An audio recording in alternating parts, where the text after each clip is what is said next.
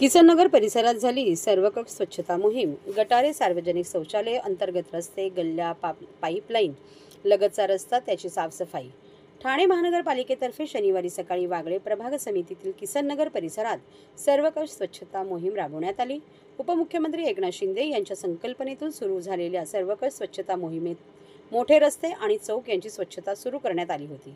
त्यातच आता झोपडपट्टी परिसर, अंतर्गत रस्ते यांचीही स्वच्छता करण्यात येत आहे।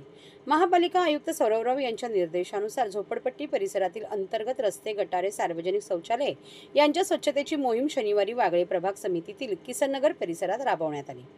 घनकचरा व्यवस्थापन विभाग, अतिक्रमण विभाग आणि वागळे इस्टेट प्रभाग समिती यांच्या समन्वयाने या परिसरातील गटारे, अंतर्गत रस्ते, छोट्या गल्ल्या, पाईपलाईन लगतचा रस्ता, सार्वजनिक शौचालय यांची सर्वकष स्वच्छता करण्यात आली।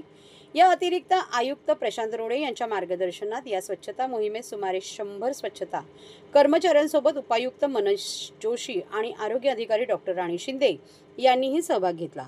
माजी ज्येष्ठ नगरसेवक राम रेपाळे तसेच शिवशांती प्रतिष्ठानचे स्वयंसेवकही या स्वच्छता मोहिमेत सहभागी झाले।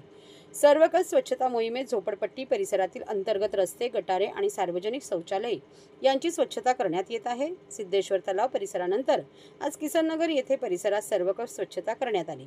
गटारे साफ करण्यापासून ते सार्वजनिक शौचालयांच्या स्वच्छतेपर्यंत काम करण्यात आले। या भागात पडलेला राडारोडही उचलण्यात आला। या मोहिमेत लोकप्रतिनिधींसह स्वयंसेवी संस्थांनाही सहभाग घेऊन आमचा हुरूप वाढवल्याचे उपायुक्त घनकचरा व्यवस्थापन मनोज जोशी यांनी सांगितले।